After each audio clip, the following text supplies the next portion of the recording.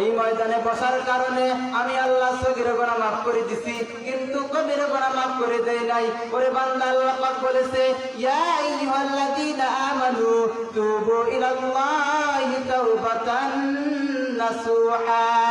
হে আমার ইমানদার বান্দা বান্দীরা, তোমরা যদি এই ময়দানে বসিয়া আখিরি মুনাজাতের সময় যদি বান্দা খাঁটি তওবার মতো তওবা করতে পারো, আমি আল্লাহ কথা দিলাম, আমি আল্লাহ ওয়াদা দিলাম, তোর বান্দার জীবনের সব গুনাহ খাতাগুলো মাফ করে দিয়া তোর নামটা আমি জান্নাতের খাতার মধ্যে তুলে দেই। জোরে বল সুবহানাল্লাহ।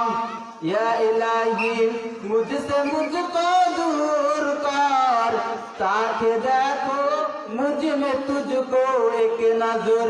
या इलाही कबूल कर मेरा नसीहत, या इलाही कबूल कर मेरा फरियाद। और बंदा तौবার মতো যদি তওবা করতে পারো, মাফ করবে আমার আল্লাহ। আমি আল্লাহ চাই না কোন বান্দা জাহান্নামে যাক। ইন্নাল্লাযীনা আমানু ওয়া আমিলুস সালিহাতি কানাত লাহুম জান্নাতুল ফিরদাউসি নুজুলা। হে আমার ইমানদার বান্দা বান্দীরা, তোমরা শুনে নাও, আমি আল্লাহ আমার মুমিন বান্দা বান্দীদেরকে জান্নাত দেব আমলের বিনিময়। জোরে বলেন, কিসের বিনিময়?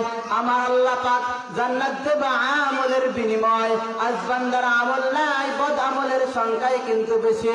আজ বাংলার জমিনে অনেক দল এসেছে, এক দল আসিয়া বলে, হে বান্দা গুনাহ তো করিয়া ফেলিয়াছো, জাহান্নাম ছাড়া কোনো উপায় নাই, তাও বাঁচায়া দেখিলাম। আল্লাহ পাক বলে, রে বান্দা, আমি সিস্টেম করে কাউকে বানাই নাই। এই যে হাতের মধ্যে একটা করে মোবাইল নিয়েছেন, মোবাইল, এই মোবাইলের মধ্যে রিং ঢুকান, বলে আমি কথা বলতে পারি না। বলে কিসের জন্য? এই ময়দানে মোবাইল আমি চালাইতেছি, এই ফোনের মধ্যে আমি কথা বলতে পারতেছি না। এবার গেল এই কথা বলার জন্য, এবার গেল ওই মহব্বতকার দিকে, একটা টাওয়ারের দিকে গেল। বলে কিসের জন্য গেইলা?